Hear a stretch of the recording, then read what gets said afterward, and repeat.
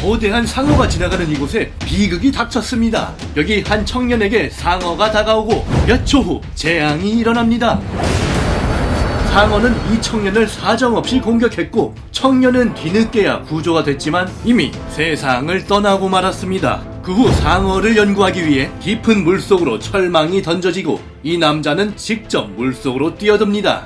물속에 들어간 이 남자, 그리고 이 남자 앞으로 거대한 상어가 다가옵니다. 철망의 한쪽 면은 완전히 뚫려 있는 상태. 상어는 사람을 발견하고 천천히 탐색부터 하는데요. 상어가 꼬리치자 철망이 사정없이 요동칩니다. 상어에겐 한입거리에 불과한 이 철망을 사이에 두고 위험한 사투를 벌이고 있는 이 남자. 그러던 이때 상어가 갑자기 다가오더니 철망에 달려있던 부표를 물어뜯기 시작합니다. 강력한 이빨로 사정없이 물어뜯는 상어. 더 이상의 관찰은 무리라고 생각한 이 남자는 결국 물 밖으로 재빨리 탈출합니다. 한편 물속에 들어간 이 촬영기사에게 상어가 가까이 접근했는데요. 상어는 촬영기사의 안전망을 공격하기 시작합니다. 압도적인 힘으로 안전망을 들이받아 버리는데요. 이렇게 사람이 대적하기에는 너무나 거대하고 강력한 상어. 그렇다면 사람이 아닌 악어가 상대한다면 어떤 결과가 펼쳐질까요? 여기 악어와 상어가 정면에서 맞붙은 장면이 포착되었습니다.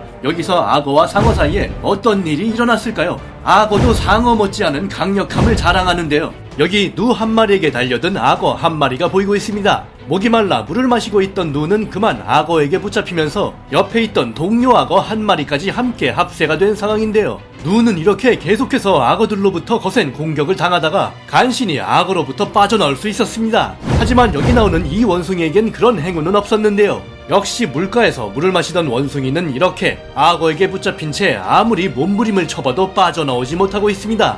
이게 얼마나 위험한 상황이냐면 지금 먹이를 발견한 악어떼들이 먹이를 향해 다가가고 있는 가운데 여기 있던 악어가 옆에 있던 다른 악어의 팔을 물어버립니다. 그리고 두 바퀴를 회전하더니 결국 옆에 있던 악어의 팔은 잘리고 말았습니다. 장면이 잔혹해서 모자이크를 할 수밖에 없었는데요. 그러니 이렇게 악어에게 큰 소뼈를 주게 되면 이 단단한 뼈를 아그작아그작 산산조각 내는 것쯤은 아무것도 아닌 거죠. 그래서 만일 악어와 상어가 만난다면 우리는 영화에서 봤던 무서운 상어의 모습 때문에 상어가 우세할 것이라고 생각하기 쉽지만 사실 상어는 날렵한 스피드에서만큼은 악어에게 앞설 수는 있어도 힘으로 대적한다면 상어보다는 악어가 한 수 위라고 할 수 있습니다. 이걸 보시면 상어가 악어에게 가까이 다가가다가 금방 달아나 버리는데요. 느린 장면으로 보시면 상어가 악어의 뒷다리를 노리다가 실패하고 다시 한번 기습을 노렸지만 역시 여의치 않던 중에 악어의 역습을 받게 되면서 재빨리 도망치는 모습을 보실 수 있습니다. 사실 상어의 체구가 좀 작은 놈들이었다면 악어가 충분히 쉽게 처치할 수도 있었을 텐데요. 그래서 이 상어떼들에게 먹이를 던져주는 영상을 보시면 작은 물고기를 발견한 상어떼들이 서로 먹으려고 달려들고 있는데요. 이때 여기 있던 이 악어, 이 상황을 유심히 보고 있던 도중에 또 물고기가 던져지고 물고기를 향해 달려든 상어를 기습하는 악어의 모습을 보실 수 있습니다. 결국 상어는 악어에게 당하고 말았지요.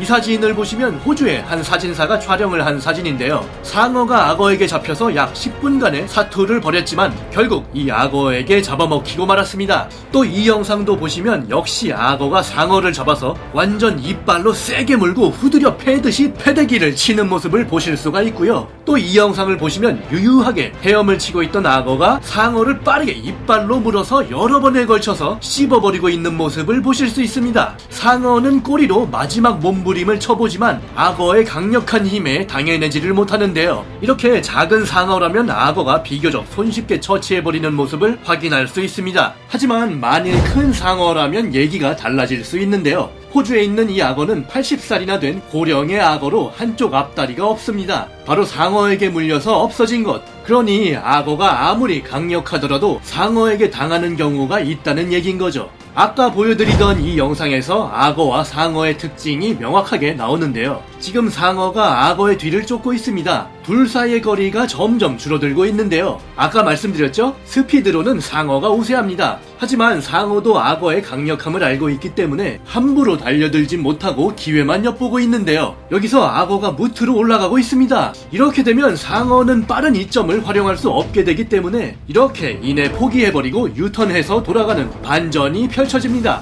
여기서 할 수 있는 악어의 큰 장점, 바로 수중전과 육지전 모두 가능한 수륙, 양용이라는 특징. 결국 상어와 악어 모두 서로의 강함을 잘 알고 있고 최고에서 압도할 수 있는 상황이 아니라면 이렇게 매우 신중하다는 사실을 확인할 수 있습니다.